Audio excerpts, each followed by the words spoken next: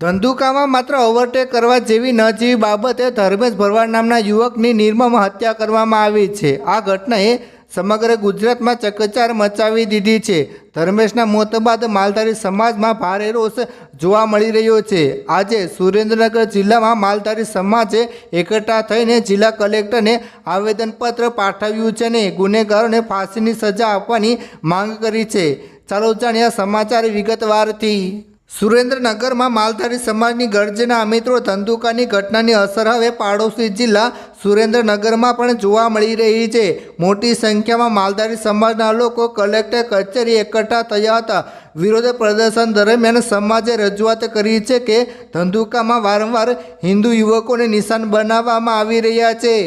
આવેદનપત્રની મુખ્ય માંગણીઓ। માલધારી સમાજે કલેક્ટરને આપેલા આવેદનપત્રમાં સ્પષ્ટ માંગે છે કે ધર્મેશ ભરવાડની હત્યાના આરોપીઓ રિઝવાન અને સમીરને તાત્કાલિક ફાંસીની સજા અથવા આજીવન કેદ આપવામાં આવે। ગુજરાત સરકાર દ્વારા આ મામલે દાખલારૂપ પગલાં લેવામાં આવે જેથી ભવિષ્યમાં આવી ઘટનાઓ ન બને। સમગ્ર હિન્દુ સમાજની જાનમાલની સુરક્ષા સુનિશ્ચિત કરવામાં આવે।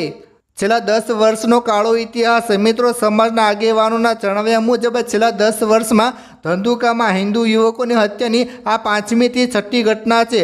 અગાઉ કિશન ભરવાડની હત્યા પણ આ જ રીતે કરવામાં આવી હતી। આગેવાનોએ આશંકા વ્યક્ત કરી છે કે અહીં કોઈ પણ સ્લીપર સેલ કે ટેરરિસ્ટ પ્રવૃત્તિઓ કામ કરી રહી છે, જેની ઊંડી તપાસ થવી જોઈએ। એસઆઈટીની રચના અને તપાસ। મિત્રો, સરકારે આ કેસની ગંભીરતાને ધ્યાનમાં રાખીને એસઆઈટીની રચના પણ કરી છે। અધ્યક્ષ DYSP Prakash Prajapati, team PI Raghu Karamtiya, PI Karan Vihol અને પીએસઆઈ એચએસ ઝાલા।